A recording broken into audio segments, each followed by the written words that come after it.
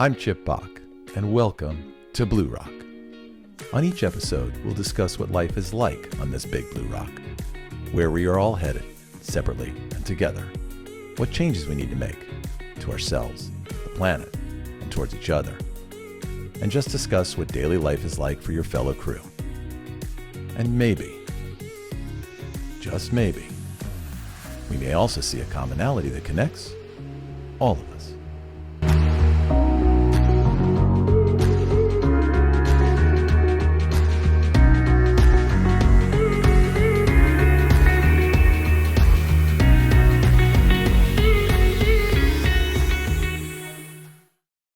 All right.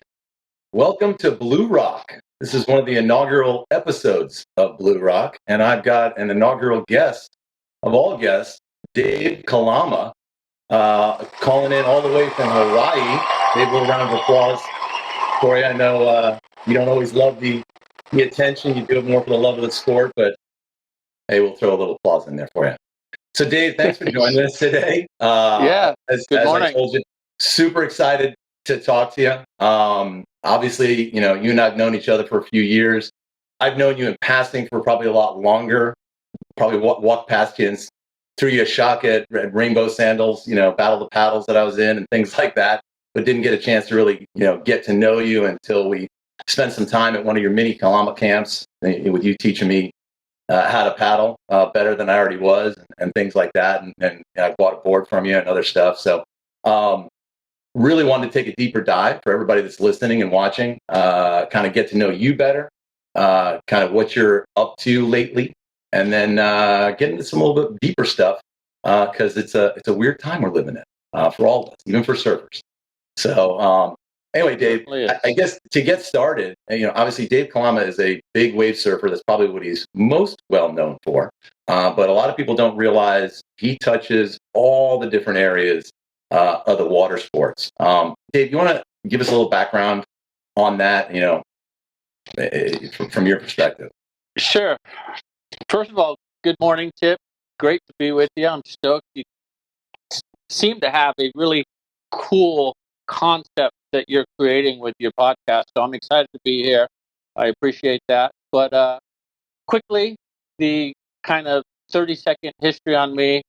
Born in Southern California, Costa Mesa, Newport area as a young kid. I ended up in high school up in Mammoth, so I got into ski racing, chased that for a few years. It didn't work out, which brought me to Maui. I've been here for 36 years now.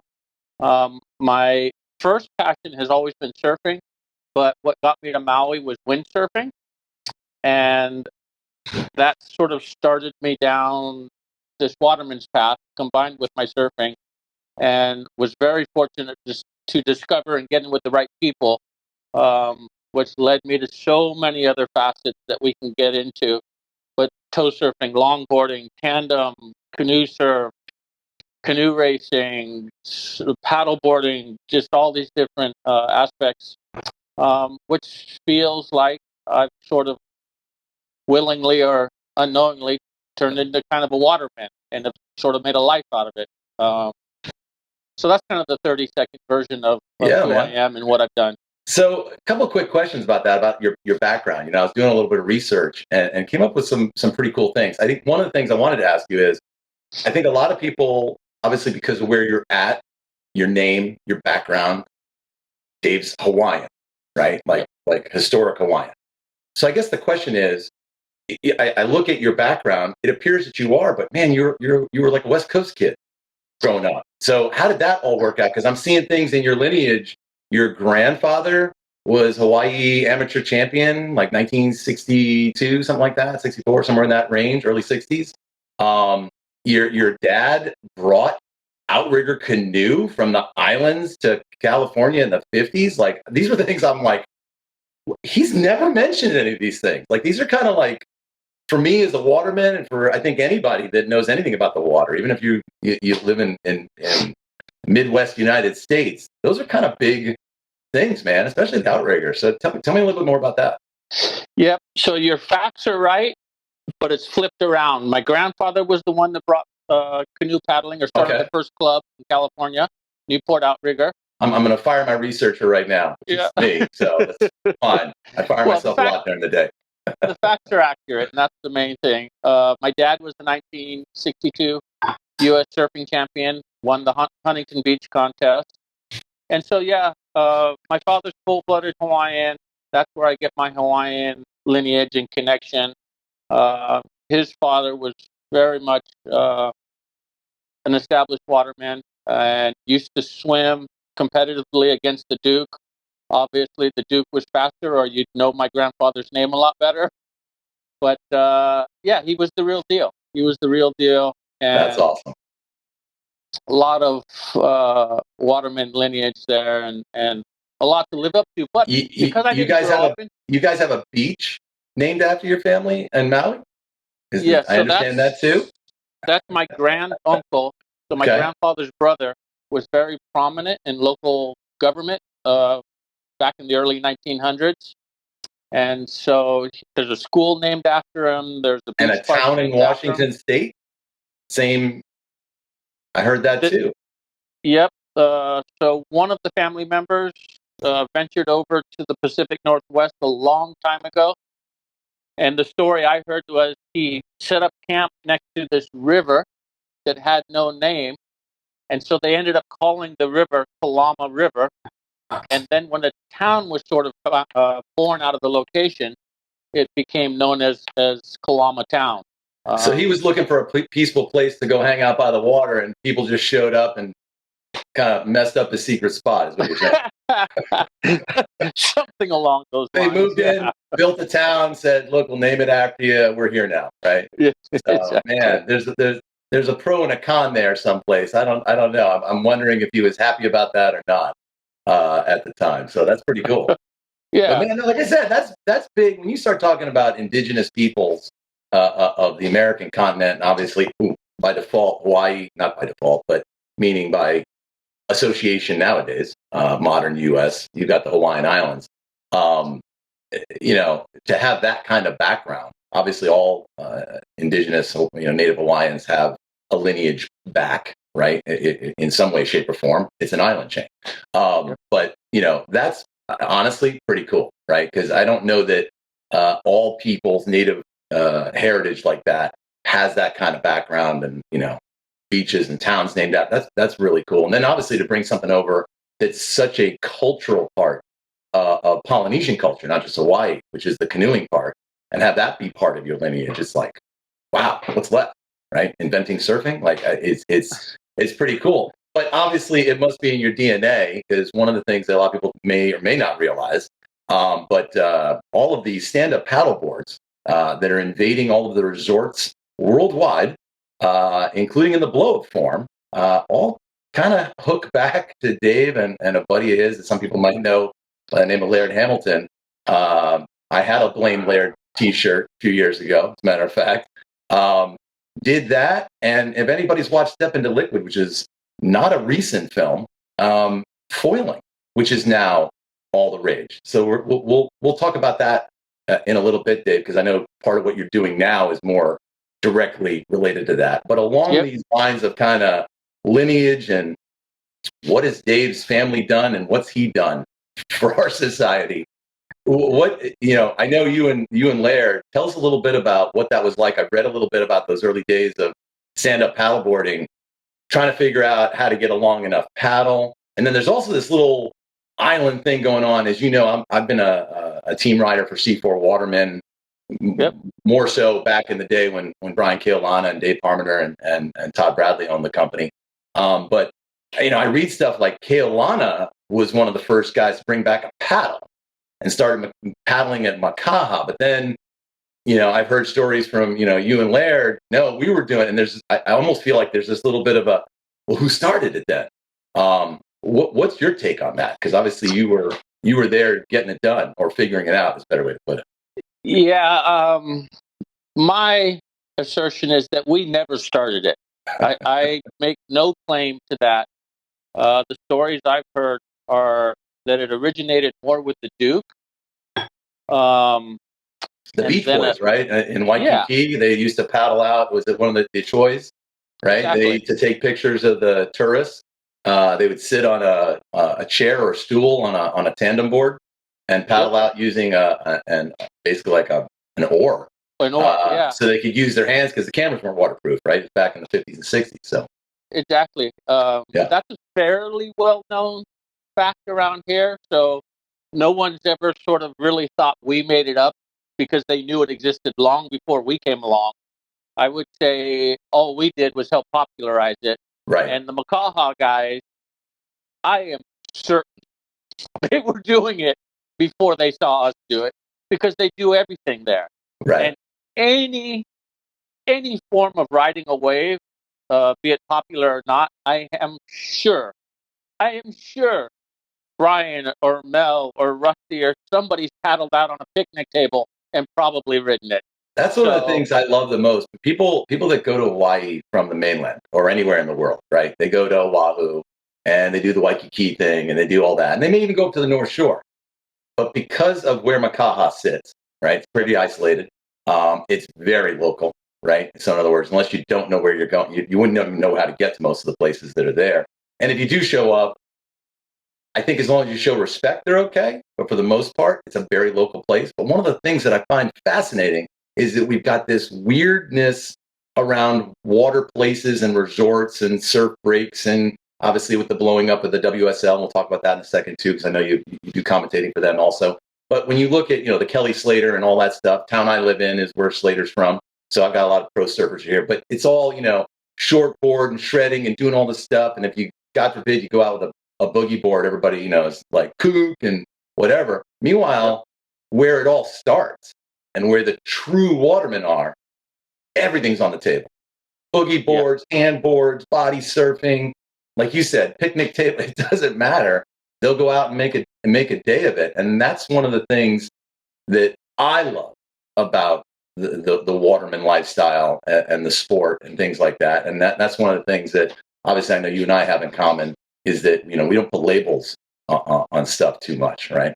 Tell me more. I mean, give me your thoughts on that. Well, Makaha to me, it's like a mirror and a magnifying glass combined together. Whatever you bring to Makaha will be reflected and magnified. So if you come in flexing and thinking you're somebody, you're going to get squashed. If you come in with respect and aloha, they will magnify that back to you, and you will be shown that aloha. But if you don't, you're going to get 10 times of whatever you show up with. So I like that. We're going to get into that in that esoteric part, because now I'm starting to hear things like vibration and energy and things like that, which you're feeling in that area. So sorry, I didn't mean to interrupt you. Go ahead. So yeah, whatever you bring to Makaha will be returned tenfold. So be careful how you come and how you enter that zone, because it's very old school. It's very Hawaiian. Lots of aloha, but lots of beatings if you're not respectful. In terms of their surfing, and I think this is true in Hawaii, is we don't equate your talent or skill level to the board that you ride. Your talent and skill level is determined by how you ride, whatever it is you ride, not by the length of your board, which seems to be much more of a common philosophy in mainland U.S., where the size of your board dictates your skill level, or is a way to communicate to everybody how good of a surfer you are by the shortness of your board. In Hawaii, length has nothing to do with it. Style of your board has nothing to do with it. It's purely on the merit and the skill that you exhibit when you ride, whatever it is you ride. So for those paying attention, Dave just said length doesn't matter in Hawaii. Just want to make sure we're clarifying that. Dave, you're gonna get a lot of letters about that one, I think. Anyway, no, that's exactly the vibe and the feel I get, and that's something that when I first met Brian Kalama and I first met Dave Harmoner and Todd, they were really big about that, right? Because they had started this company on basically a shoestring. They were taking super long boards and cutting them in half and doing all kinds of weird stuff to kind of push the envelope forward. Todd was already making outrigger canoe carbon paddles, so you just had to figure out how to make it longer without breaking and things like that. And one of the things that we bonded over was the fact that I don't like contests, right? I don't like the whole short board, long board, who's the best, who's the worst. I can't figure out the point system, quite frankly. I mean, I've competed in some contests, and I stopped doing it because I'm just like, my personality is, if I'm doing what you told me to do to get points, and I'm not, in the finals, then you need to explain it to me. And I had a problem because I go up again because I didn't grow up doing. I grew up doing sailboat racing, one design, but I never grew up doing surf contests. So being here now and in kind of the hub of right coast surfing, I started doing contests in the early days of when they were letting stand up be an exhibition contest. And I'd get all pissed and just my personality. I'd go up on the judges stand and be like, explain to me what I should have done differently. The dude's like, you can't do that. What are you doing up here? I'm like, I don't understand. I did this. You're supposed to use a paddle, initiate the turn, freaking one of the longboarders decides to borrow a board, goes out there, does a couple of, nose rides, and he gets the trophy. Like, I'm confused. What the hell happened here? So I agree with you. That whole concept of putting everything in a box, that's one of the things I really, truly love and feel like a pseudo honorary Howley on the right coast because my spirit is aloha and from the island. And I try and constantly, bring it here. So I really like the way you kind of outline that, the way you guys see the world, see life, see surfing, and kind of the whole concept of, competition and what you're riding defines who you are and all this kind of stuff. And that's probably what's led you to some of the other things you guys have done. I know from a standpoint of where you came from. So I know you ended up in Maui. You started doing. Now I heard this was because of some vacations your parents took you on. Yep. Like you kind of went around the islands. Really liked Maui because you saw some of those, world class windsurfing areas, and then pretty much graduated from high school and just headed to Maui. I mean, is that fair? Is that a correct statement? Pretty close. I mean, I was putting a lot of effort into trying to be a competitive ski racer, and it wasn't happening. And I was getting extremely frustrated. And there was a very clear moment in a race I had where, earlier in the season, I was the second guy on the team. And here we are later in the season, and I'm down to like first alternate because I can't finish. Anyway, so I start this race around 72nd. I move myself up to 10th or 12th place after the first run. So it's two runs combined together. And I'm like, okay, this is it. This is the moment I get my ski racing career back on track and I do something. And I go out of the starting gate and I blow out at the second gate. And there wasn't even a turn at the first gate. I didn't even fall. I just kept going left when I should have gone right. And it became so painfully obvious this wasn't meant to be. And that was kind of my moment of clarity where, all right, you're not meant to be a ski racer. And not long after, my parents were in Hawaii, and my mom said, hey, your dad's getting bored. He needs someone to hang out with and play and whatnot. And so they bought me a ticket for the moment to come over to Kauai, but the plane had to let some passengers off on Maui first. So I never even got off the plane. I just looking out the window and the approach and seeing the windsurfers. It was like, this is it, And For anybody that doesn't know, by the way, the difference between Maui and Kauai is dramatic. Kauai is like Jurassic Park. Maui Yes. a little bit more fun. But anyway, sorry, man. I just go ahead. I'm hearing you're on your way to Jurassic Park and you decide to stay in Maui, so that's pretty cool. Yeah, Maui literally spoke to me and said, this is where you belong. And it was one of the clearest moments I've ever had in my life. And tried to find my way back to that clarity many times and never have. But there was a split second where I was sitting on that plane where that voice inside my head, in fact, I thought it was someone in the seat behind me telling me, wow, hey, this is where you belong. And so I turn around and I look at him, and this lady looks at me all weird, like, what are you looking at? I'm like, oh, sorry, nothing. But it was so clear. It was like someone was speaking to me. And so I took that as a sign, quit school, moved to Maui, and start windsurfing. So that's what I did. And I had a good friend that moved over from the mainland with me. And, our thing was at least a year. Don't, things go south, and don't give up. Stay for at least a year or until you stop having fun, And I'm 36 years later, and I'm still having as much fun as I ever have.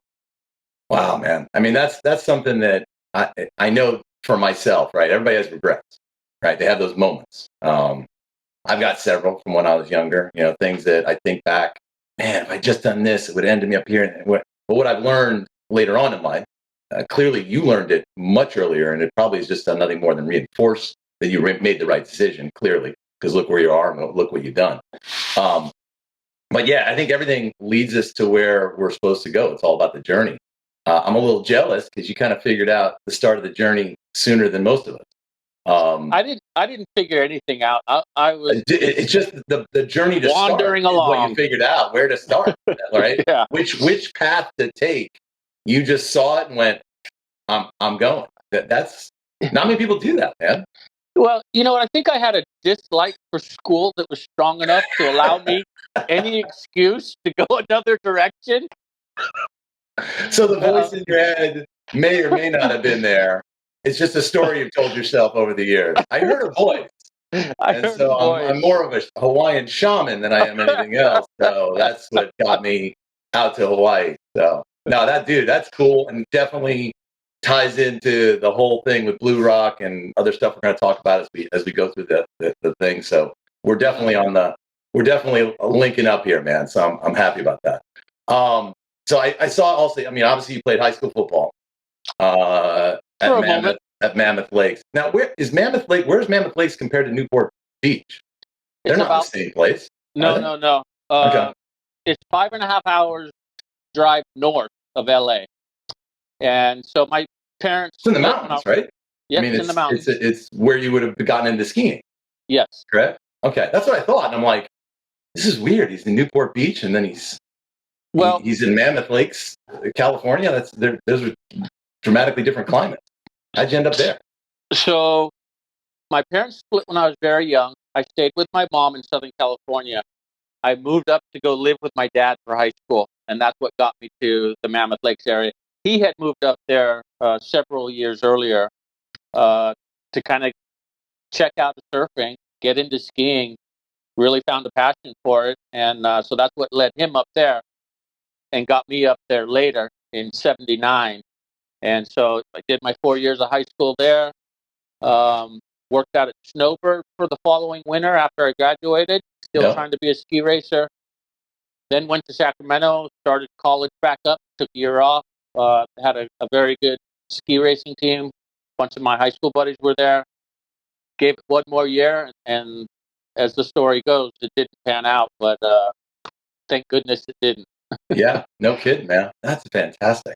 All right, so let's jump forward then to now. So you're windsurfing. What are you doing at that point? So you get out there, you're windsurfing. Were you trying to compete in windsurfing? Were you instructing? Like what did life look like then? We're talking now the 80s, right? Yes. So This is 85, July 2nd, 1985, 12:30 in the afternoon on a United plane was when I landed in Maui. And I just I could windsurf when I got here, but very much a beginner. But just loved it and spent all of my waking hours at the beach trying to figure the sport out. Got fairly proficient at it within a year and a half, and signed up for a contest at Hookiepa, made it through the trials into the main event, and lost my first two heats to a gentleman named Jerry Wilson, and then Jerry Lopez, the surfing Jerry Lopez, was in the event. So you're telling me Jerry Lopez not only was killing it at pipe, but he was also messing with everybody on windsurfing as well. See, very, very good windsurfing. Too much talent, messing with everybody's events. That's the problem. Anyway, go ahead. So I don't think anybody knows that about Jerry Lopez, that he was a windsurfer. I really don't. Yeah. That's the first I've ever heard of it. Jerry was my first sponsor for windsurfing. He started making me windsurf boards, and I rode for him for several years. But yeah, every contest after that, I kept working my way up through the ladder of competition, and then eventually, about 3.5 years later, I started winning a few of the major wave sailing events on Maui, which really kind of sent my windsurfing career into a whole nother level where I could make a living off of it. And so I did that for several years. 1991 world champion. Is that correct? Well, I won the Hard Rock Cafe World Cup of windsurfing, which was a single event.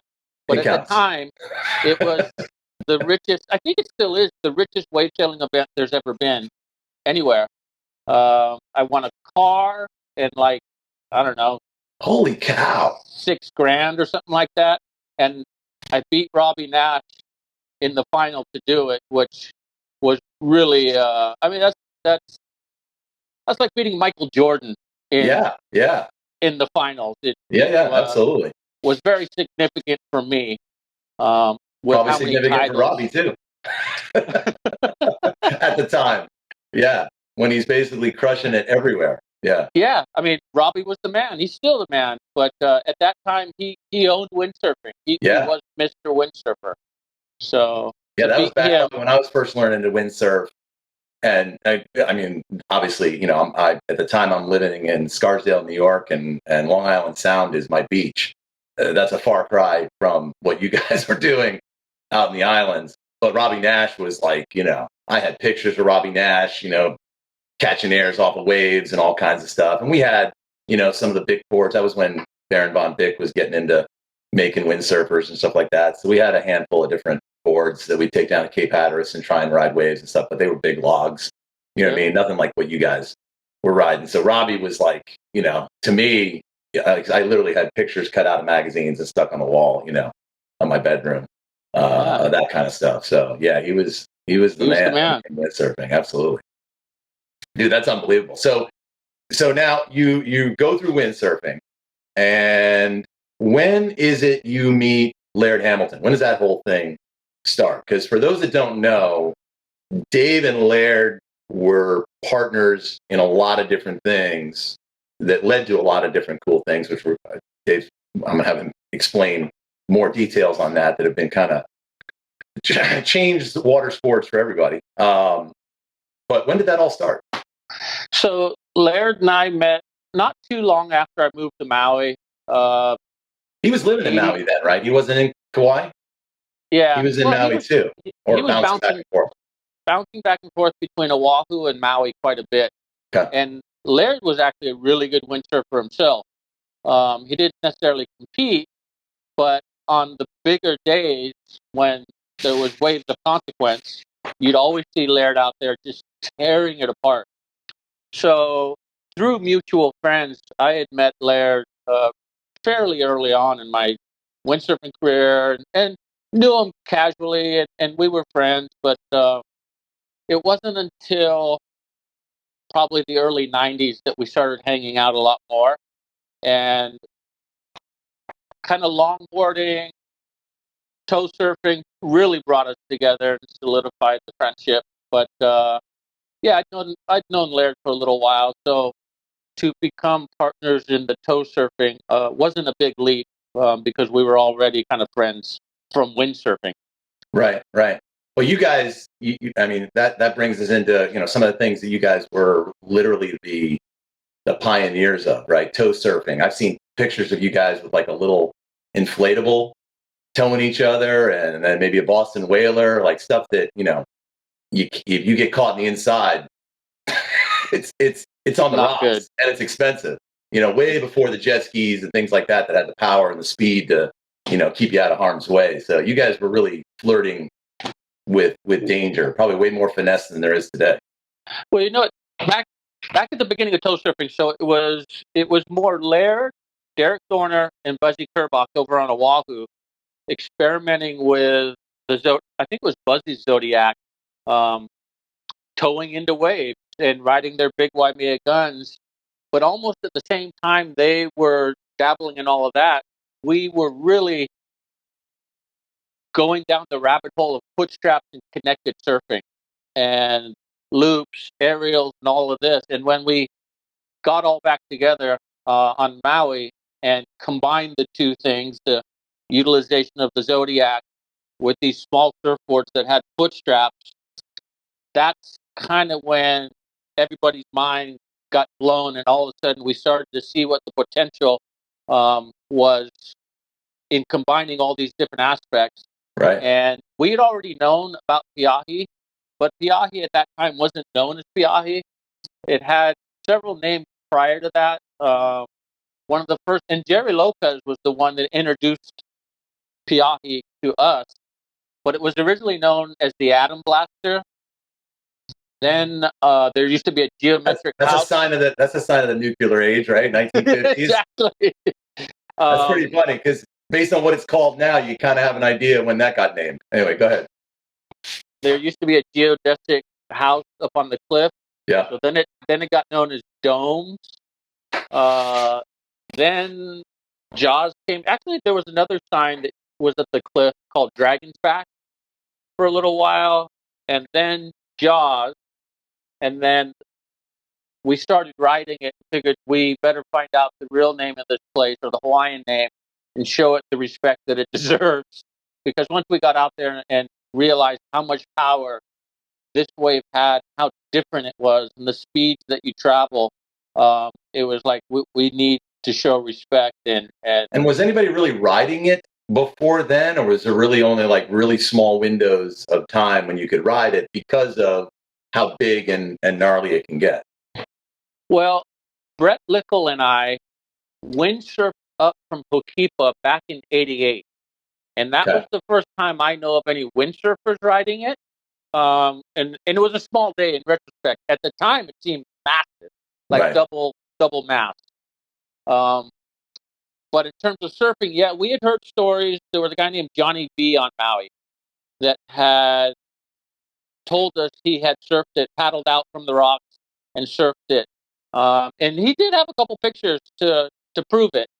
But looking back, all those days would now be considered small relative to how guys are riding now. So no, we weren't the first ones to ride it. Yeah.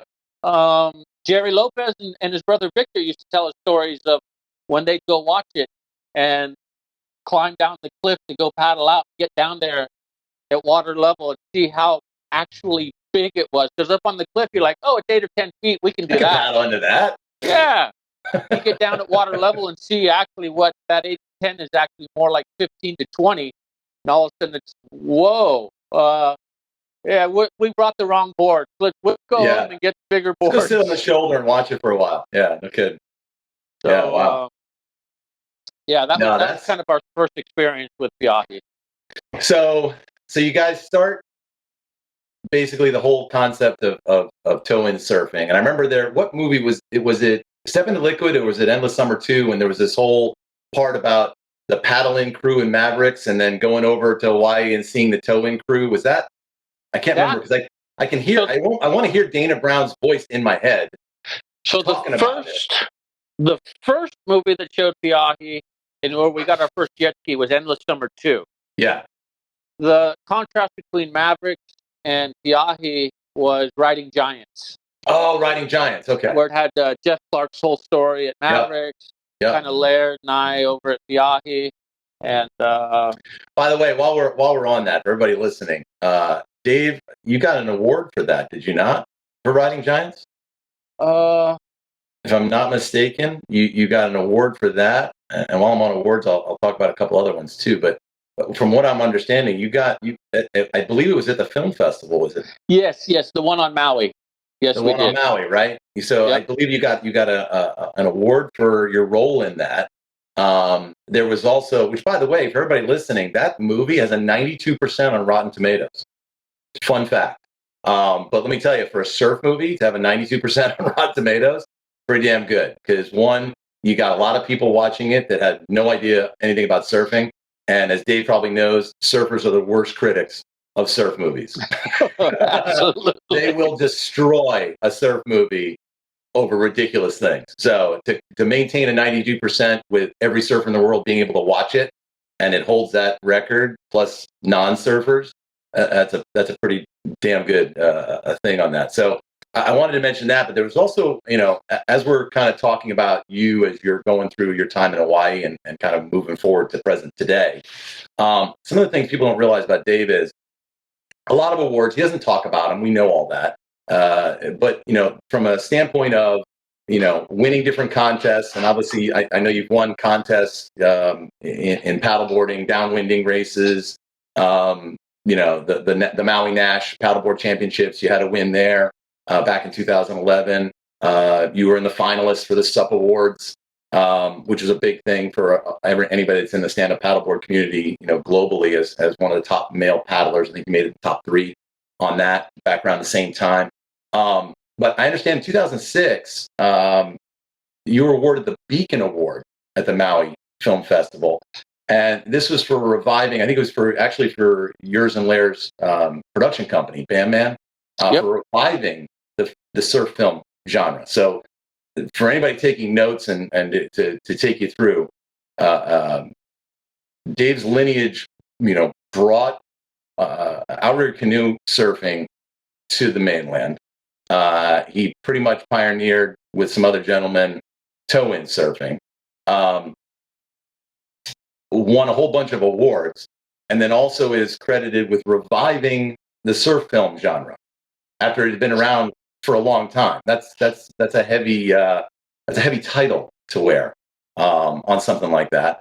Also, a couple more awards. 2018, you were inducted into the the Duke Foundation Hawaiian Waterman Hall of Fame, which is huge, is it not? Yeah, my understanding is that's a really big deal, especially if you're in the Hawaiian culture.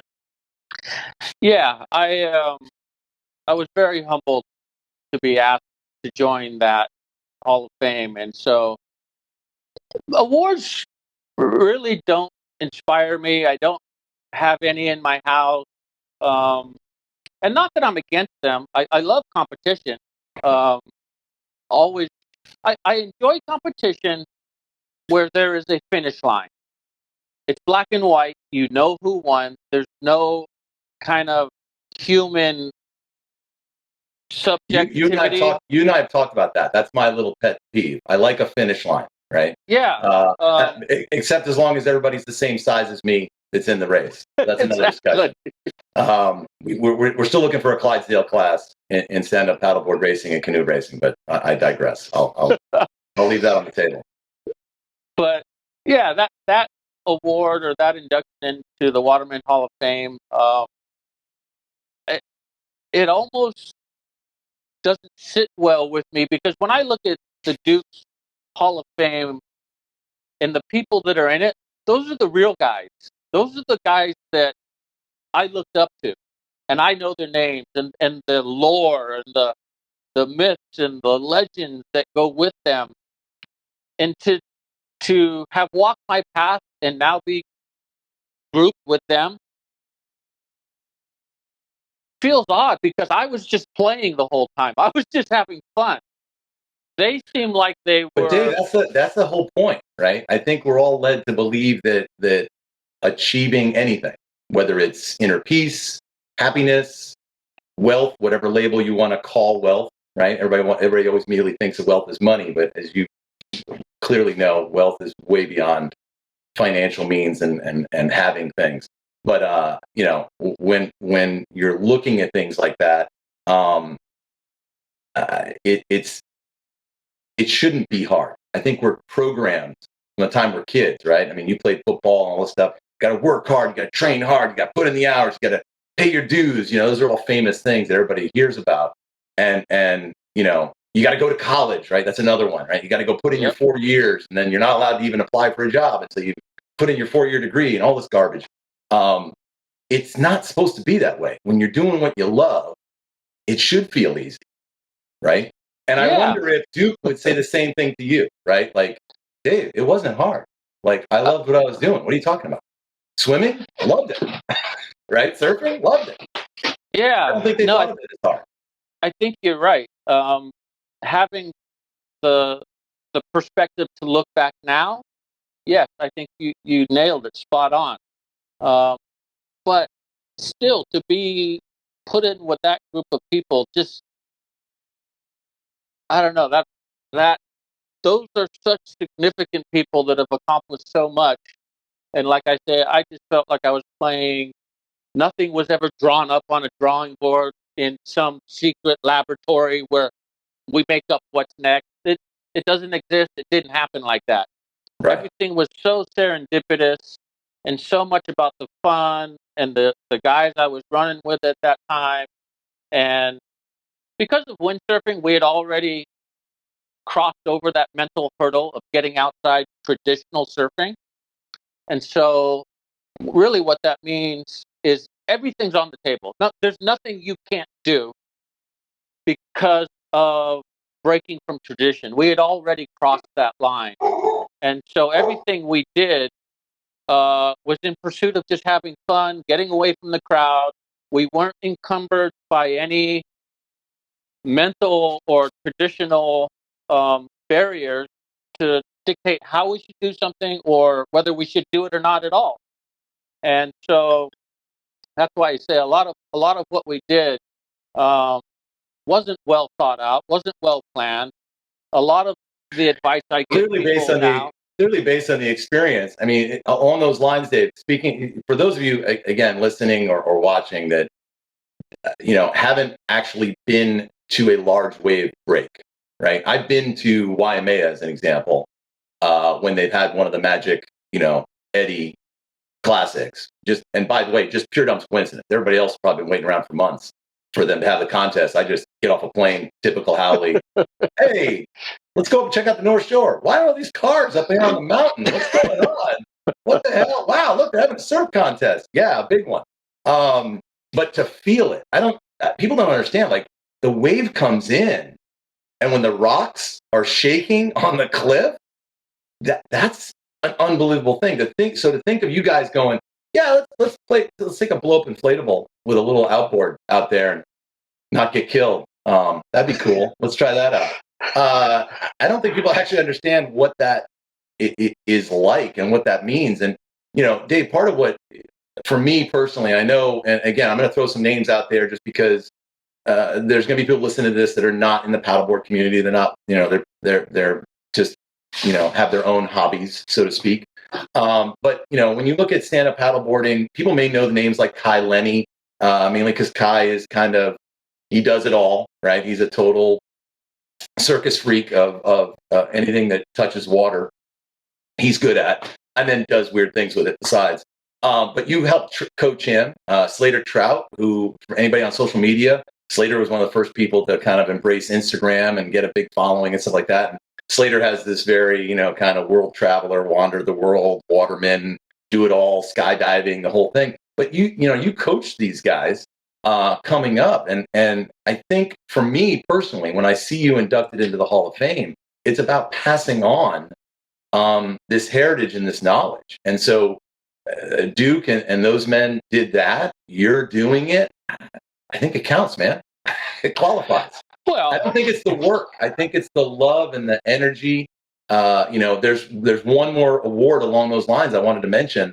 And correct me if I'm wrong in this, Dave, and I apologize. Now I'm going to show my podcasting novice trying to figure out where I wrote this down. You won an award having to do with embracing Hawaiian culture. It starts with a B. There's a name, or maybe that was the Beacon. No, that wasn't the Beacon Award. I apologize. You didn't win an award. That's what you're known for. So you're known, apparently, that's what I'm being told.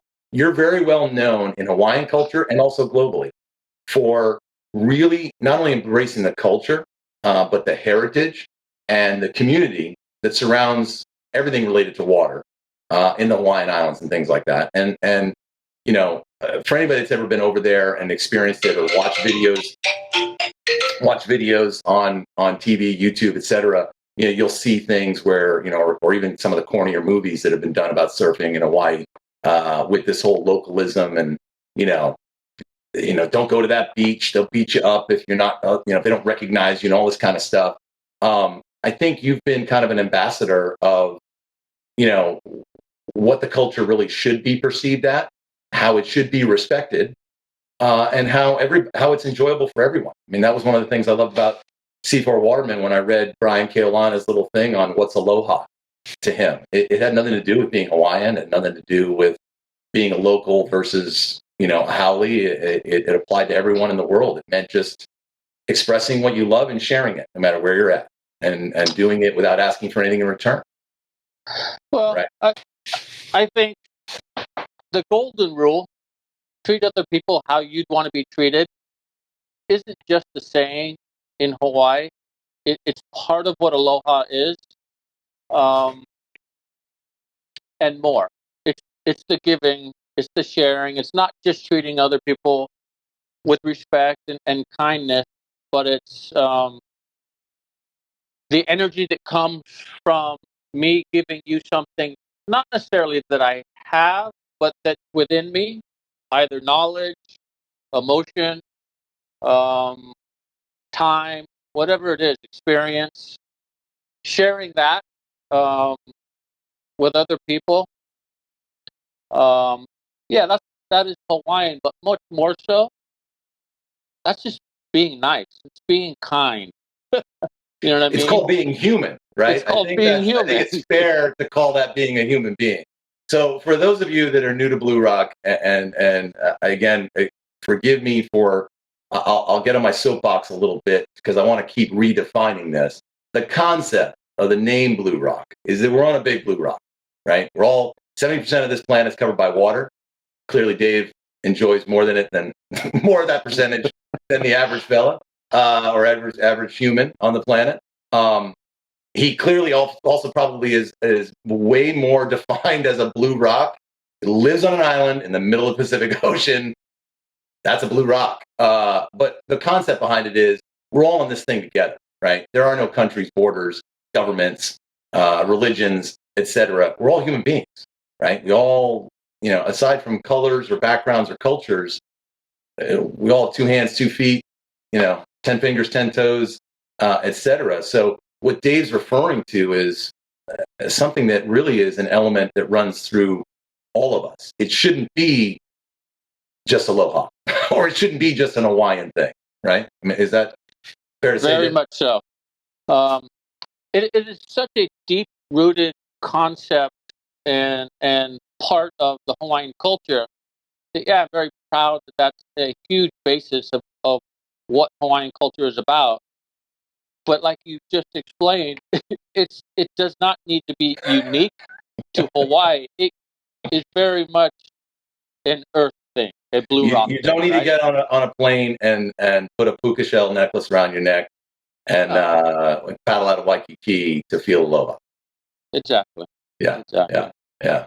I love that. So along those lines, Dave, are you familiar with the term? And I used to say this a different way. I just learned that I was saying it wrong because it's Hawaiian. I call it ho'oponopono. It's actually pronounced ho'oponopono. Ho'oponopono. Yeah. So you're familiar with that term? Okay. So that was one of the things I wanted to get kind of your input on that too, because this is something, believe it or not, I only learned 2-3 years ago. And I read a book, and I'll probably put it up in the credits and stuff what the book is if anybody wants to go take a look at it. But it's written by some gentleman in Hawaii. But it's the art of ho'oponopono, which is the art of forgiveness. And one of the things I loved about it, which always, for whatever reason, always reminded me of you, is it's about the fact that it's an old practice in the Polynesian, traditionally Hawaiian islands. When there was a conflict in a village or a conflict between 2 tribes or islands or what have you, the whole concept of just coming together and going, you know what? I'm sorry. Forgive me. I love you. I thank you. I love you. They would say that to each other, and that was it. There was nothing else needed to be said. Argument's over. No war. No battle.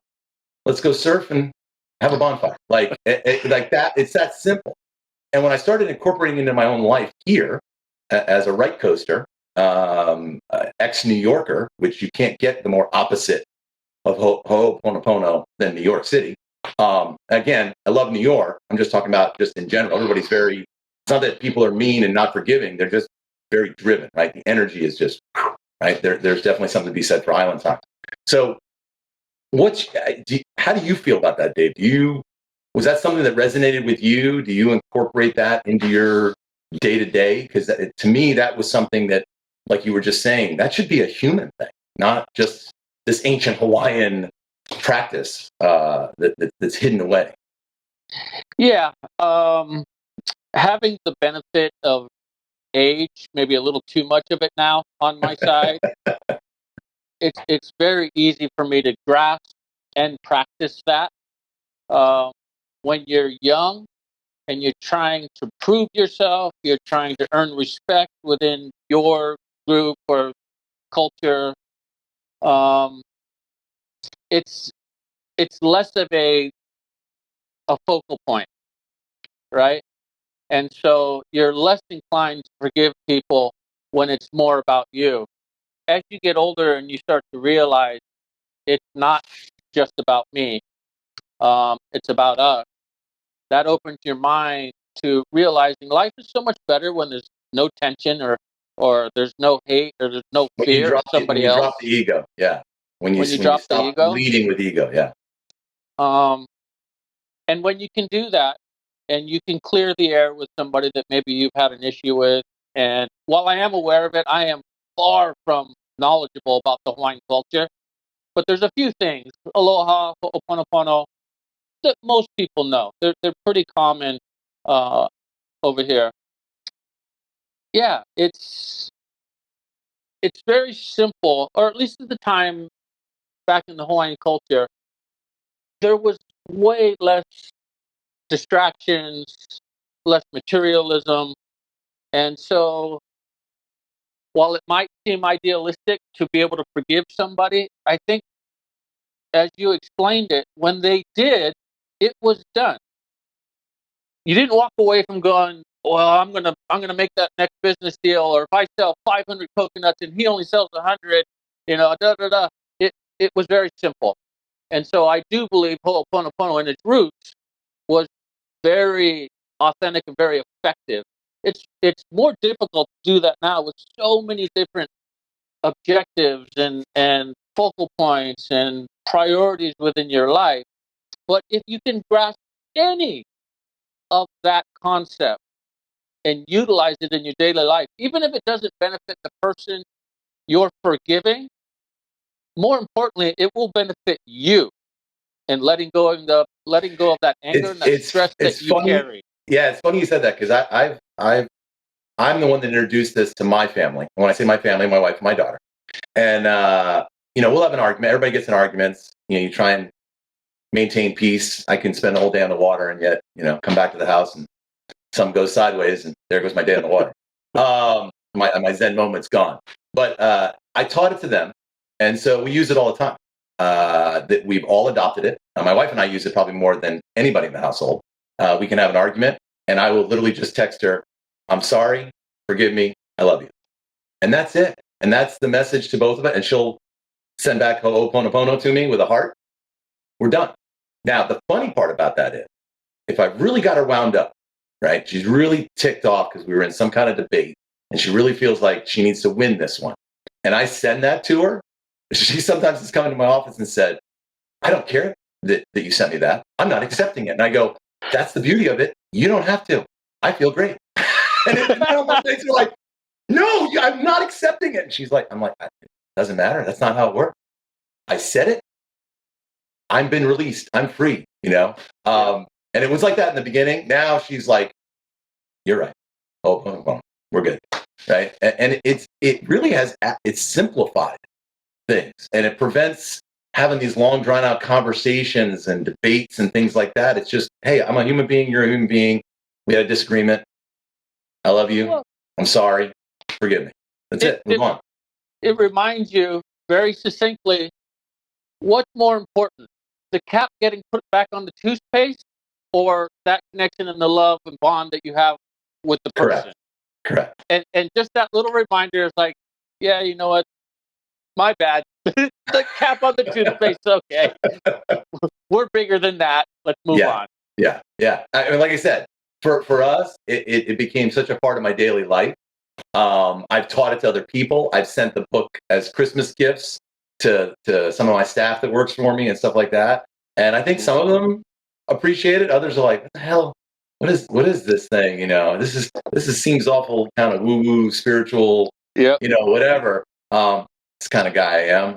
I think I've always been attracted to that. That's why when you said you heard a voice over your shoulder, holy shit, Dave's been doing this as long as I have. I just ignored the voice. Like I didn't pay attention to it like he did. So I'm a little jealous that you recognize that so early on. So I want to talk about a couple more things like that, but I also want to be fair and make sure I get caught up to where you're at today. So where you're at today, Dave Kalama today has Kalama Performance, right? And I'll let you talk about that a little bit. That's board making, foil, obviously now. So here's one of the things I will talk in this esoteric part before we get into Kalama Performance, because it relates to it. And I just put this up on social media the other day. I was reading, somebody was saying something. There was a video that was up, and it was two guys that had taken a foil board. You may have seen this, Dave. Two guys, I don't know what the break was. I don't know whether it was Australia. I'm not really sure what part of the world it was in. But it was a longboarder and a shortboarder. Clearly were pissed off at a foil boarder that had been in the break, right? The foil boarder lost the board, washed up on the beach. They are jumping up and down this guy's board, ripping the foil out of the deck. So much anger, right? And what cracked me up was, I was like, wait a minute. So back in the day, Gidget days, it was longboard. Then you get into the 70s, shortboard comes out. Longboarders hate the shortboarders. Then shortboarders gets really big in the 80s. Shortboarders hate the longboarders. Then stand-up paddleboard comes out in the 90s, and it's the shortboards and longboards all hate the stand-up paddleboarders, and now everybody hates a foil. It's just a weird thing. Nobody wants to explore anything new, and they just want to hate whatever shows up. Nobody sees it for what it could or can't be. When I first started stand-up paddleboarding here on the right coast, Dave, I think I've told you this story, 2005-ish, Laird, there was a little tiny article in Outside Magazine about Laird biking to raise money for autism, which, by the way, that was one thing I forgot. Just so you guys all know, Dave and Laird biked and paddled the entire Hawaiian island chain to raise awareness for autism. When was that, Dave? How long ago?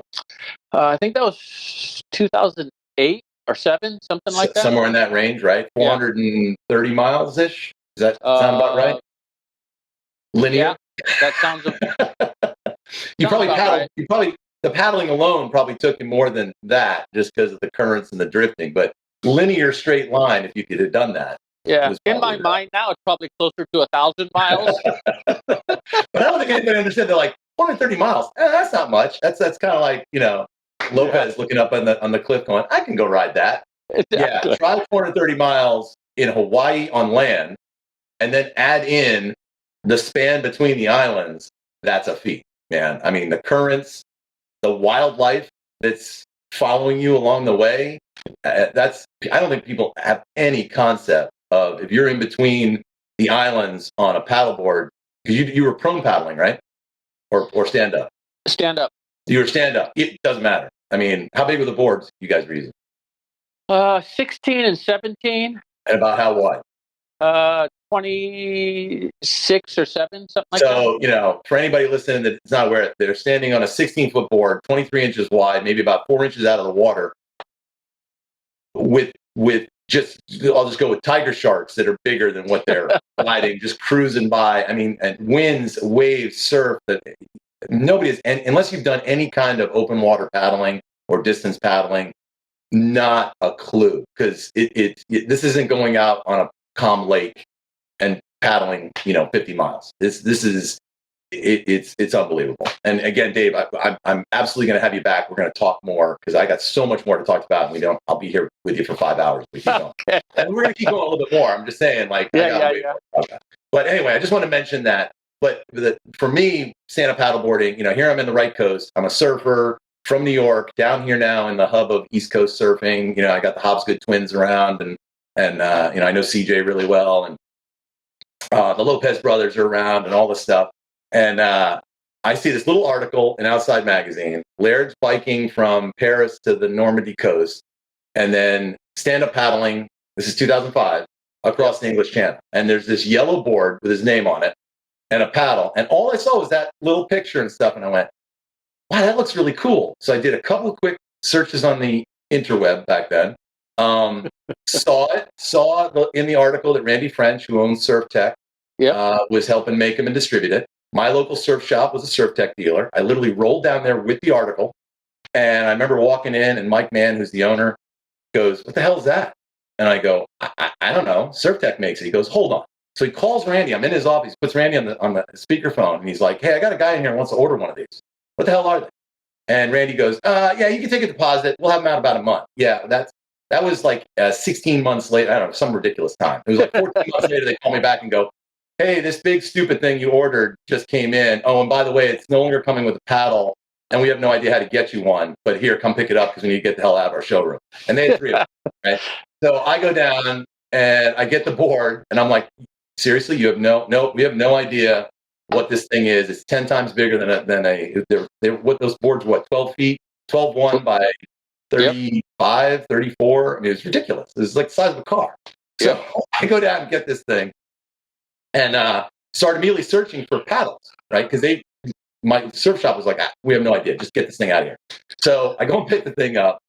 I find Todd Bradley, who literally has this little, almost like a MySpace page, and his cell phone on it, right?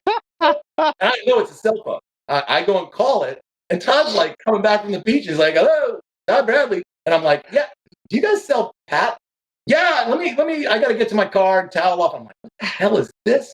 So long story short, we got a deal. He agrees. He goes, hey, I can save you some shipping, some FedEx shipping. If your shop wants to get like 3 or 4 of them, I'll get you this. I called the shop, and they had 2 more boards that they had ordered with mine, with no buyers. Just sitting, literally, Mike Mann's like, get these freaking, he was so pissed.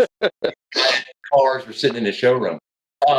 So the manager at the time goes, yeah, we'll go ahead and get it. So long story short, I get my first paddle. No idea how to cut it. I'm like talking to Todd on the phone, and he's trying to tell me how to cut it. And all that stuff. So I go out to my surf break, and oh my God, man, this is 2006. People are like, what in the heck?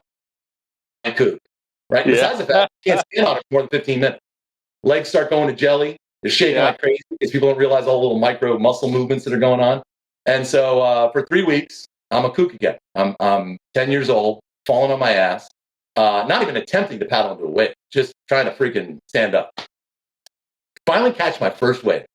Dude, I remember watching a movie or something with Jerry Lopez talking about this. I think he's with Sam George, the ex-editor of Surf Magazine. And he's talking about him seeing that for the first time, and then going out and trying it for this time and going like, oh my God, I can go out for 30 minutes and catch 10 waves and go home. Like, I'm satisfied. I'm full, right? Sam George, I remember saying the same thing. Well, that's happened to me. I started catching waves. Well, within probably about a month, people are starting to walk up to me on the beach. Dude, what's going on here? You know, I sat out there for an hour and a half. I caught one. You caught like 13 waves, surfed all the way into the beach, and left after 20 minutes. Like, what the hell? So again, because Brian, this whole thing of this shared energy that we have, that you and I have, I literally would just go try it out. I didn't care. Go. They bang up the rails, chip the edges of my paddle. It didn't matter. I ended up racing a 22-mile race on the thing. By the way, with a fishtail cutaway fin in 25-mile-an-hour headwinds, racing 12 miles. Took me 7.5 hours. Wow. Ran out of water at 5 hours. Ran out of food at 6 hours, something like that. Oh man, it was but brutal. Again, I was hooked. That was it. From there it turned into race boards, and oh my God, now I've got, 15 stand-up boards, all different sizes, shapes. You and I've had talks about all the crazy fin designs and different things. But yeah, I mean, coming forward from that. So Kalama Performance, stand-up paddle boards. Now you got foiling. Tell me a little bit about that. Like just what you guys are doing, what you're into, all that stuff. So the foiling for me has rekindled that stoke and inspiration that comes from your first wave. It is such a different and unique sensation as compared to any other board sport. You literally feel like you're flying. Now it's not easy, but it is doable. And I think that's part of the attraction is you don't just show up and go foiling. You have to earn it. And with that challenge comes satisfaction from improvement. And sometimes the improvement is significant and sometimes it's micro. But every step forward feels good because it took a lot to get there. Combine that with just the pure joy of riding a swell, not even a breaking wave, just a swell, is amazing. And so that's what attracted me to foiling initially. Then, once I started to understand what was going on and what needed to happen, came the design part and having to tap into my creativity, my critical thinking, my problem solving. And now it became so much more fun to have that puzzle to try and solve. There's the riding I'm trying to improve in, the fundamental skills of it. And then there's the equipment side, which poses a whole new challenge to solve. And had to rely on my creative thinking, all my past experience with various water holes, of displacement, of planing, all the different speeds that are going on, because there's a very wide variety of velocity dynamics happening. You need a displacement hole initially to get going so that the foil can kick in and create the lift to get up. Then there's the random touchdowns that you want to minimize the drag. Anyway, there's all these aspects to the design of the board, and not even touching on the actual hydrofoil really inspired me again to try and crack the code and then make that information or these boards available to other people so that it becomes easier for them. So that's kind of the focal point of Kalama Performance right now. It's definitely skewed towards foiling, but with all the foiling I've done in the last couple of years and having set down my stand-up and my longboard for quite some time, I am now rediscovering them and perhaps having as much or more fun than I've ever had on my stand-ups and my longboards.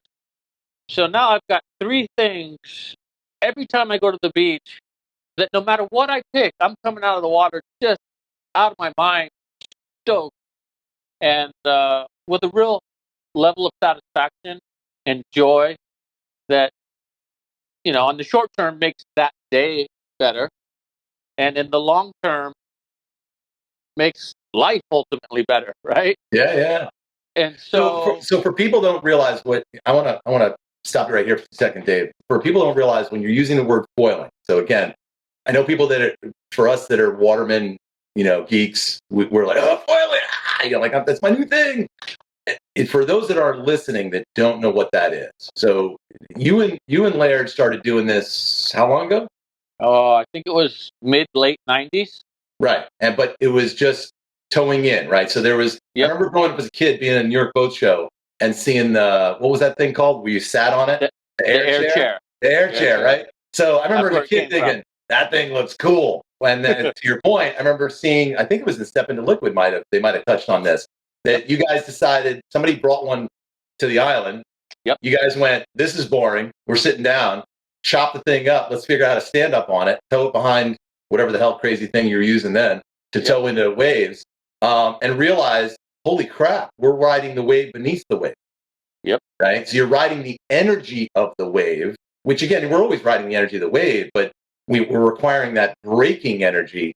This is riding almost a more powerful energy, right? That's below that groundswell, so to speak, that's below you're tapping into that energy and drastically reducing the amount of drag it takes to ride it. So between those two things, really different dynamics going But on. back then, you guys needed that power of something to tow it because you're using smaller foils and all of that. And so what Dave's talking about now with Kalama Performance is now we're talking about you don't need necessarily something to tow you in. He's been really expanding the ability to stand up paddle and foil. Use a wing. That's a whole other thing that you brought your windsurfing background into. I remember Kai Lenny with the foiling, that giant, I'm just going to say it, that giant orange dildo he wore one time to do that blow up thing on his back.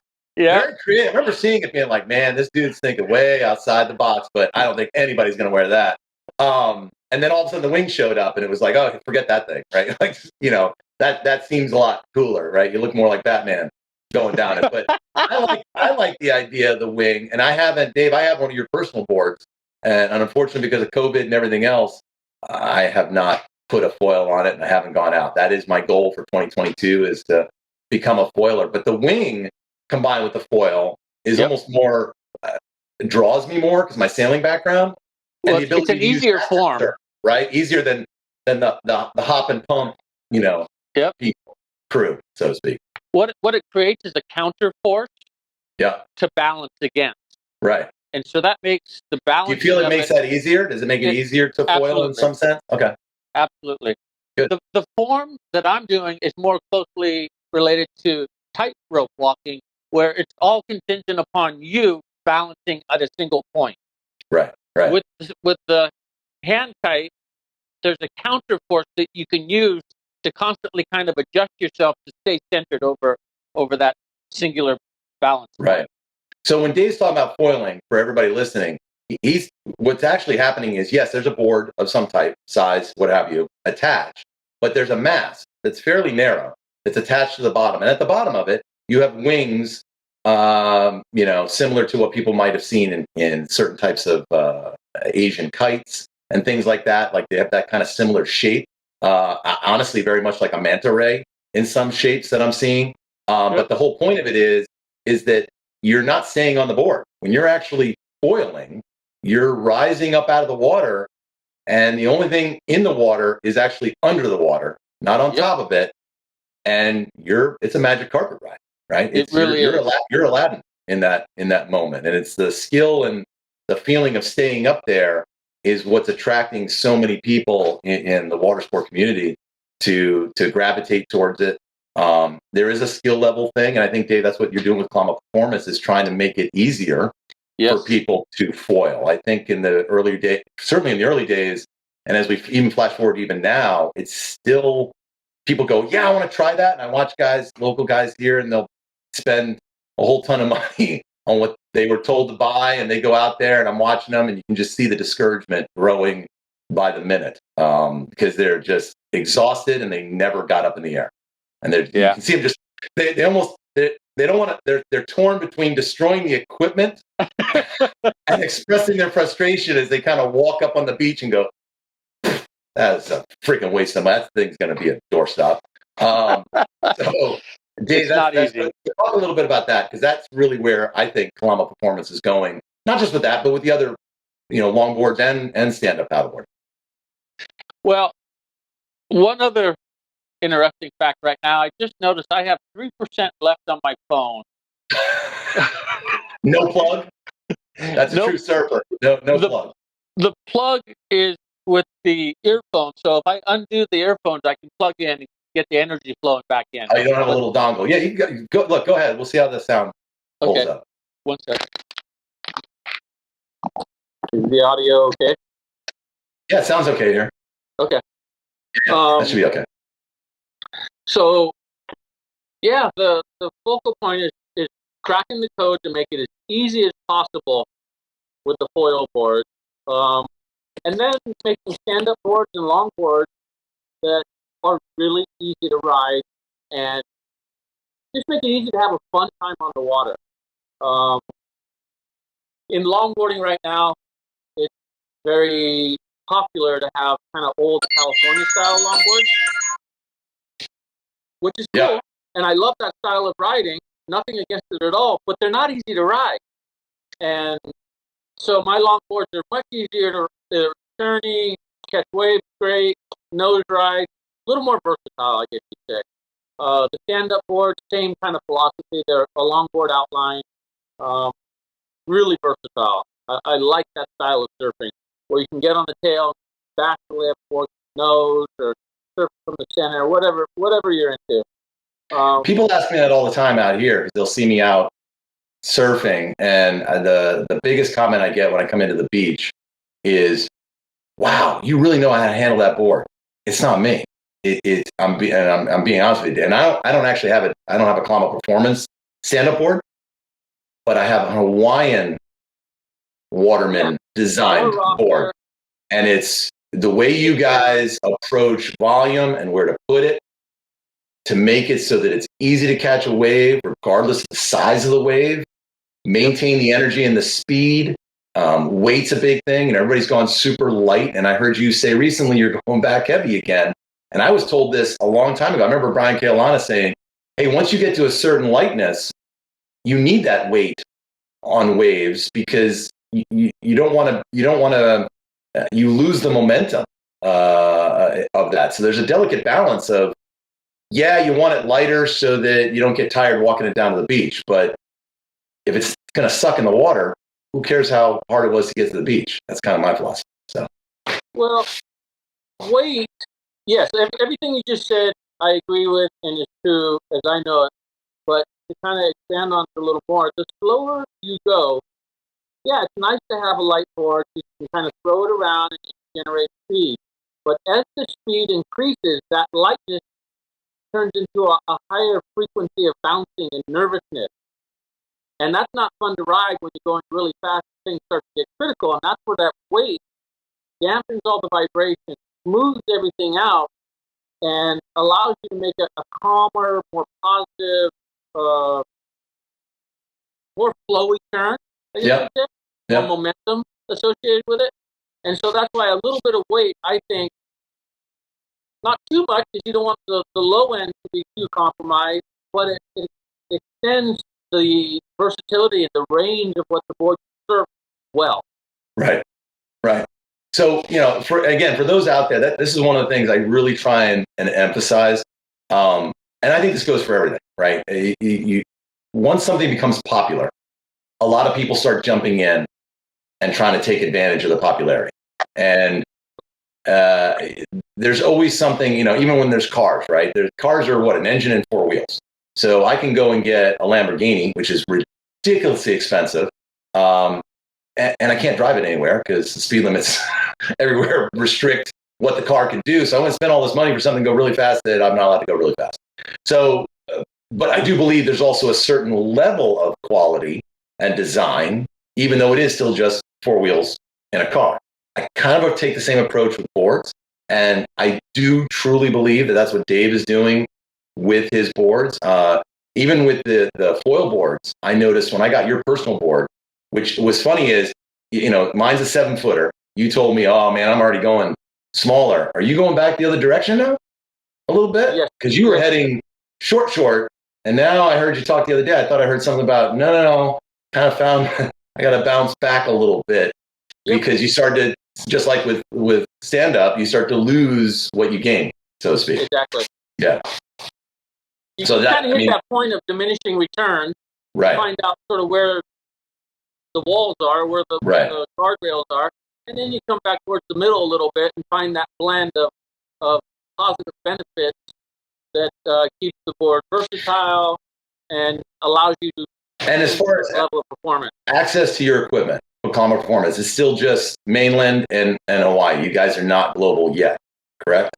No, we have a distributor in Australia, Okay. Japan, France. Perfect. And we're trying to grow more. So it's expanding, but I'm really not trying to be the biggest brand out there. That's not my intention or my goal. No, that's not the message I'm trying to send. I'm trying to send a message of, hey, there's certain things you want to be maximizing the fun, right? Yeah. And so to me, you want to have something that's going to make it easy to have fun. When it becomes hard to have fun, it's not that much fun, right? And that to draw a whole circle back, Dave, that's why you're in the Hall of Fame, and you didn't have to work that hard, right? See how I tied that all together, right? You've been having fun Well done. the whole time, and that's why you're in the Hall of Fame, man. You don't have to work that hard to be that well respected and to have a full life, including accolades like Hawaiian Waterman Hall of Fame. So that's awesome. And that's sort of the philosophy of the company. Yeah. I could try and increase it in size, but then I wouldn't play as much myself. I'd have to be working more. You'd be looking at spreadsheets like I do all day, which is, trust me, everybody, that is not fun. I did like 4 virtual calls this morning talking about cost of goods and materials and cost increases that are hitting the industry. That's my other day job, and how I'm supposed to help figure that out and adjust ASPs and all this stuff. Yeah, I'm not doing any of that from the water. That's all sitting at my desk, not having as much fun as honestly as I'm having right now. So, so Dave, so going in, obviously there's so much stuff I could cover with you. One other little thing before we get into kind of the final section here. I did want to cover, just let everybody know, maybe a little known fact. I think some people know it. Dave was James Bond. If anybody knows Die Another Day, there's an opening sequence where supposedly Pierce Brosnan is big wave surfing at night in the dark, right? Am I right, Dave? In like a camo suit to get into wherever he's going. That's actually Laird and Dave doing that. So that's a pretty cool fact, man. Not many people have that on their resume. It was really fun doing it. We shot for 3 full days, sun up to sun down. And how long was the shot in the movie? Yeah, the scene lasted probably less than a minute. Right. But it was so fun to do, and it was Laird, myself, and Derek Dorner for the surfer. Yeah. And we had, I think it was Pete Cabrina and maybe Rush Randall, but Laird and I were getting towed by one jet ski, and we had 2 ropes. And then Derek would get pulled in on the 3rd rope so that we could clump together and kind of create this scene. And we were supposed to have night vision. Yeah, right. And did you do it at night, or did they play with the lighting? Were you guys actually doing it at night, or were you? No, that's just a lighting editing thing. Yeah, that was a special effect. Right. Okay. But people have to understand, when you're seeing movies today, right, and you're seeing movies like, some of the new Dwayne Johnson movies and stuff like that, a lot of that stunt work, even though it's very real, meaning there are still stunt people involved, some of the more dangerous aspects are CG'd in. Not when you see that scene in Another Day. That is Dave and Laird and Derek Dorner just doing what they do and trying to not get killed at the same time.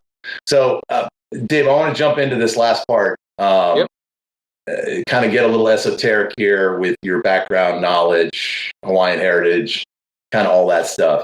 And tie in a little bit of Kalama performance, I think, in this first question I'm going to ask you. So I heard you say something the other day. It was in a little video clip, and it might even be an old commercial. Where you said a board isn't complete until someone rides it. That sounds very Buddha-esque. In that, it's like if a tree falls in the woods, does anyone hear it? Kind of a thing. And if that doesn't say who Dave Kalama is as a board shaper and a surfer, nothing does.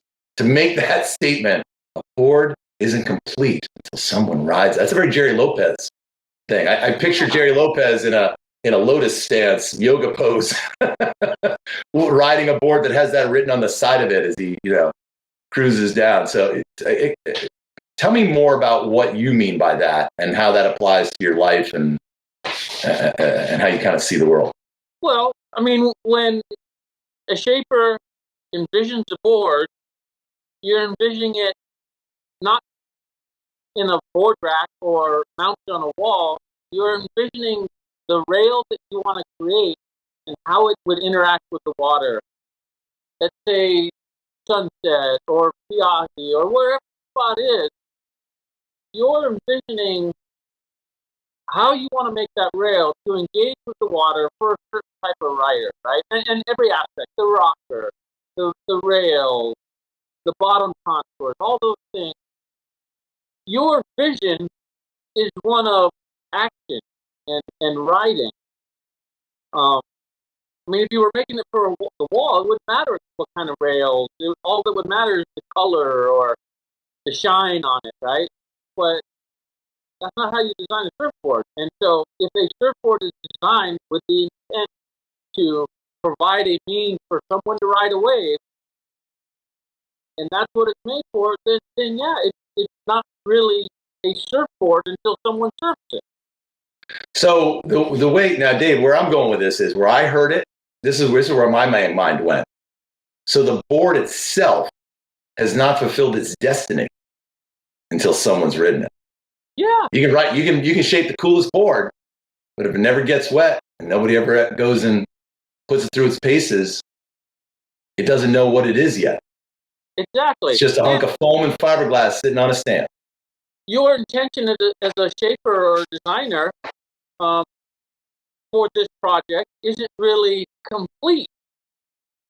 Doesn't really come to fruition until whoever you made that board for has an opportunity to ride it, and then the circle's kind of complete, right? Or it's closed or whatever.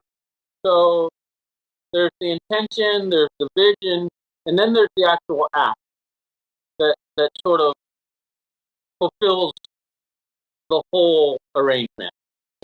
So you come from a long heritage. The Hawaiian culture in general has a very strong connection to what the Hawaiians call mana, right? And actually, there's other cultures that refer to it as mana as well. In that everything is interconnected, right? The rocks on the beach, the grains of sand, the water, the sharks, the fish, the wind, the mountaintops, the Hawaiian people themselves.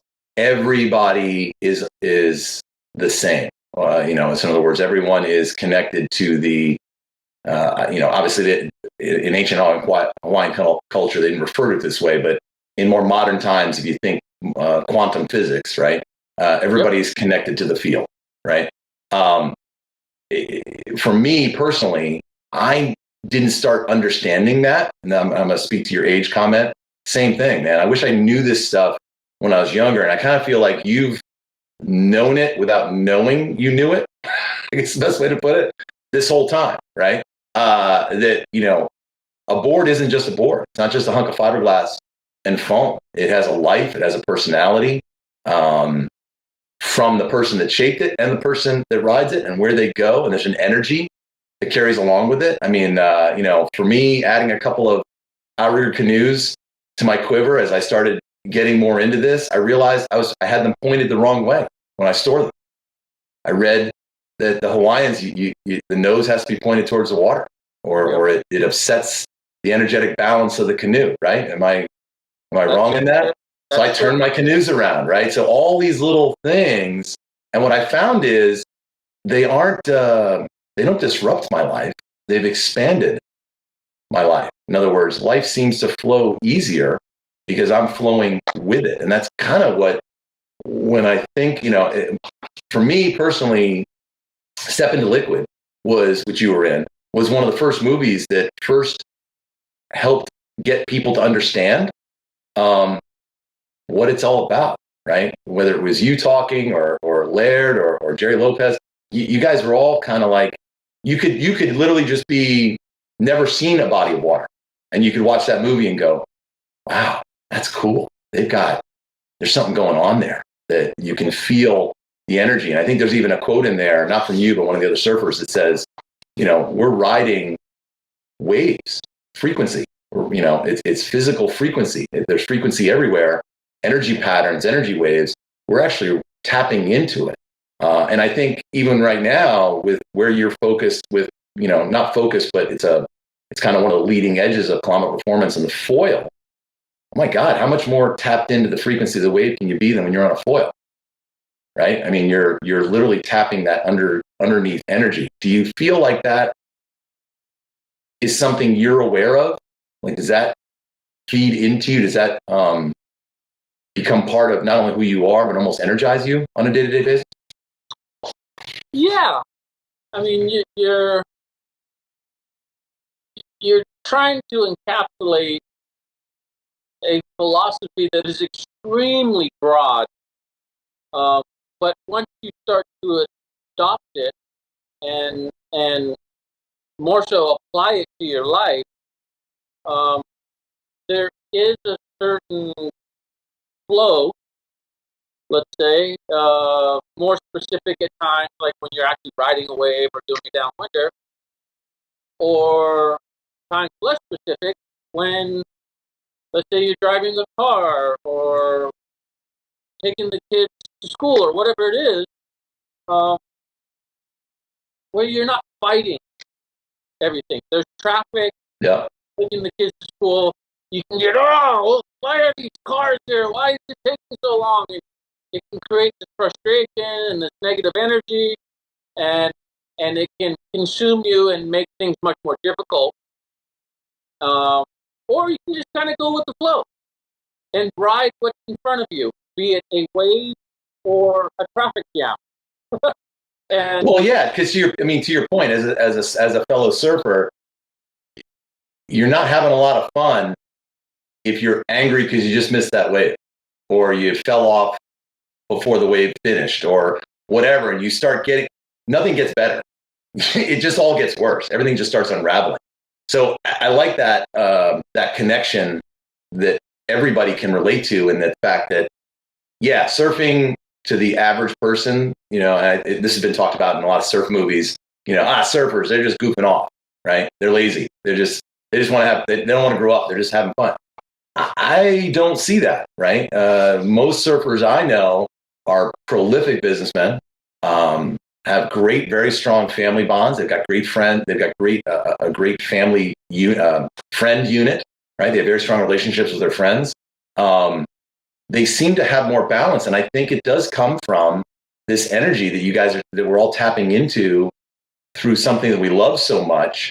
It's like it almost makes it easier to tap into the energy because it's so much fun, right? You're vibrating at this really high level, tapping into this really high vibration, and then it just it almost reprograms you in how then you go about your day, right? The ocean, the energy that's out there, every surfer knows, or should know, or will learn, that is your teacher. Right. And when you're open to the lessons, you can learn a lot. But if you're not, and you're fighting it, you're creating a momentum that rolls or continues to create momentum in the wrong direction that just makes things harder and harder. Yeah. Or you learn to go with it, use the current to get you where you want to go rather than swimming against the current. And that momentum can make life easier if you learn to work with it. Yeah. So to your point, it is in essence a teacher, which allows you to take all those lessons and concepts and apply them in different aspects of your life. And if you do, chances are. So that's the common thread. That's the thing that everybody. You don't have to live on the water. You don't have to be a surfer to relate to that.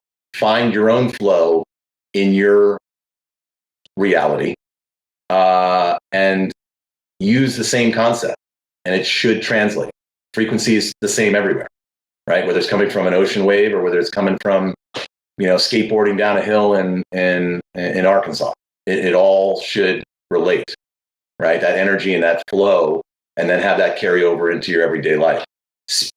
As a teacher, obviously you've been in some extreme conditions. Have you ever had a near-death experience? Has that ever happened to you? Have you ever had something where it was, you had something that really altered you because of what happened in the situation?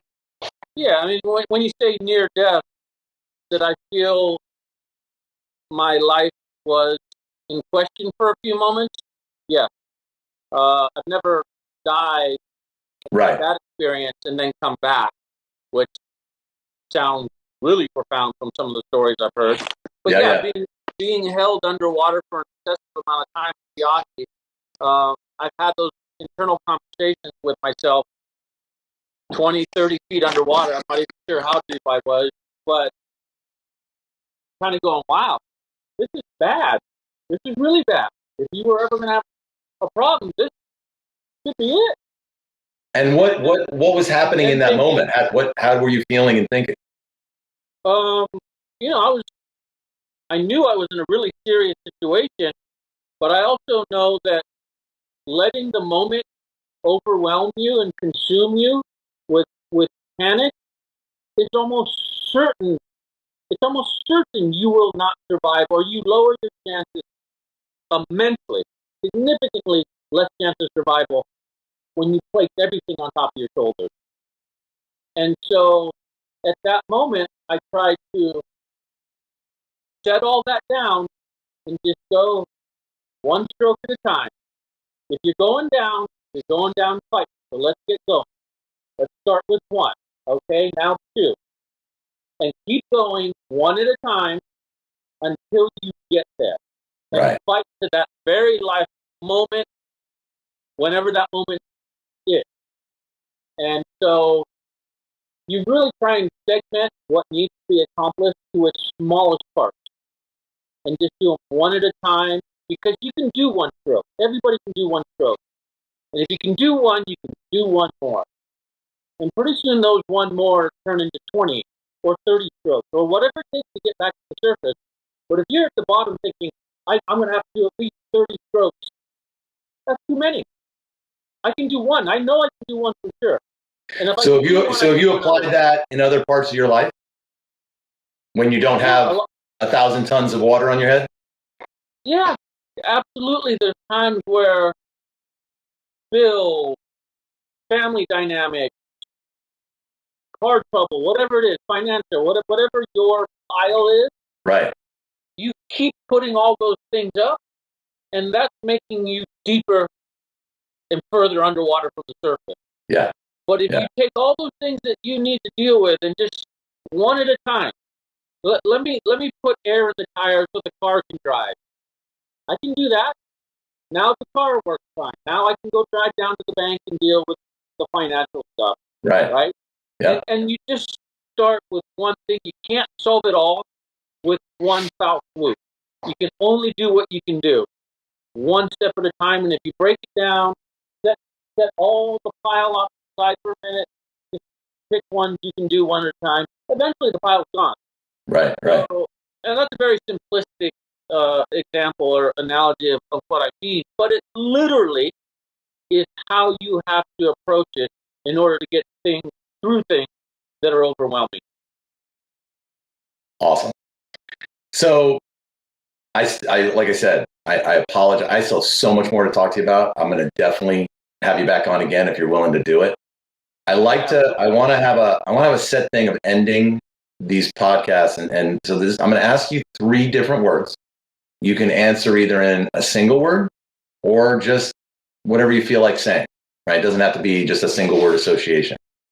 What do you think, or what comes to mind when I say the word peace?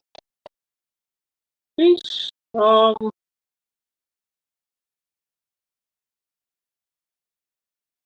Kind of somewhere between contentment and joy. Okay. Is peace. I don't think you can. Peace alone won't get you there, but it is such an important component of a full life, or a life of satisfaction. Beautiful. Same question when you hear the word love. Well, there's a few different levels or layers to that. Okay. On a personal level, I think it's the key to a meaningful life, right? Having that relationship with my kids, with my wife, and the love that we all experience is critical to fulfillment and sort of big and profound emotional satisfaction, I guess. On a much broader level, love, as corny as it sounds and as corny as I thought it sounds, can solve so many of the world's problems if there were more of it. And people adopted it in not to their personal specific relationship, but on a much broader outlook. Because most of the anger that's in our politics, in our world, all stems from fear. And fear to me is a little bit of a lack or a void of love. So if you could feel that area where the fear and the anger comes from with more love, it almost puts, if fear were a fire, it almost puts that fire out. It can't exist. I've heard a lot of people say fear cannot exist with love, or that's where we spend most of our time in life. We either spend it in fear or we spend it in love. But fear cannot exist cannot exist in the presence of love. And fear is a low vibration and love is a high vibration. So if you stay in love, you're in a high vibration. It's ho'oponopono every day, right? That's all part of that as well. So that was awesome. One last one. And you touched on a little bit. Maybe you'll expand a little bit here. I don't know. Aloha. Yeah, aloha starts with the golden rule. Treat people as you would want to be treated. And then it carries on to the emotional giving. It can be material giving. It can be knowledge and experience sharing. And it doesn't always have to be giving. Sometimes listening. Sometimes participating with is a sign of aloha. Sharing away is a great specific example of an act of aloha that can have a profound effect,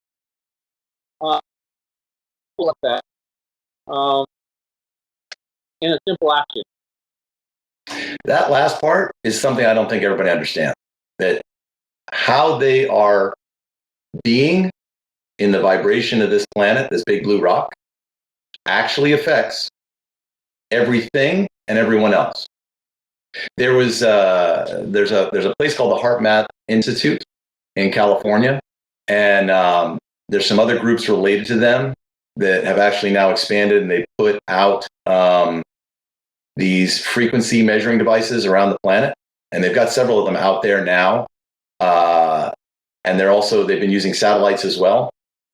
There's a frequency that the whole planet kind of vibrates at. Like if all of us as humans left the planet, there's a frequency that they can measure. They can actually see it. The planet's actually vibrating at a certain vibration. I know Hawaiians have been well aware of this for a very long time, millennia. And then when you look at certain events that are occurring around the world, they've actually been able to measure that the frequency changes. And crazy enough, the morning of 9/11, they had this spike and there was like a delay. So there's a delay of when the news got around the world of what had happened. Globally, the frequency did something it hadn't done in all whole time they've been measuring the frequency. Huge, massive spike, right? Well, what that tells us is that how everybody's thinking and feeling can change the physical frequency of the planet. And the planet's alive. Again, Hawaiian culture, they know that as well, too. This isn't just a planet that, through Big Bang Theory just showed up here. It's a living, breathing thing. I know you know it as well as anybody. But that statement about aloha, right? That how you're being affects everybody else. That ripple effect. That's that energy. That's that frequency. Dude, it's beautiful. Love it. Well, thank you for all that, Dave. Like I said, I got so much stuff still left here to talk to you about. So I can't wait to get back into it the next time. Again, Dave Kalama, a legendary mountain of a man with a huge heart. I love you, brother. I'm so excited for everything that's going on with you and your family. Didn't even touch on all the crazy antics your son Austin's doing on. I don't even understand. I just assume you're hovering. I assume you're hovering above him with a helicopter, and there's some kind of cabling thing that I'm not aware of, because he does things that, according to physics, shouldn't be happening with a foil board. I mean, that's, like I said, there's so much more stuff, dude. We'll catch it on the next one. Again, Dave, thank you so much. For everybody listening, everybody watching, find peace, lead with love, and live aloha. Thank you for listening to BluRock, and peace, love, and aloha. Thanks, Dave. Yep. And I'll catch you soon. Have a great holiday if we don't get a chance to catch up. And best of luck with the podcast. Happy holidays. Have a great Christmas. Have some fun in the water. Awesome. Thanks for having me on. Mahalo, brother. Appreciate it. Aloha. Aloha.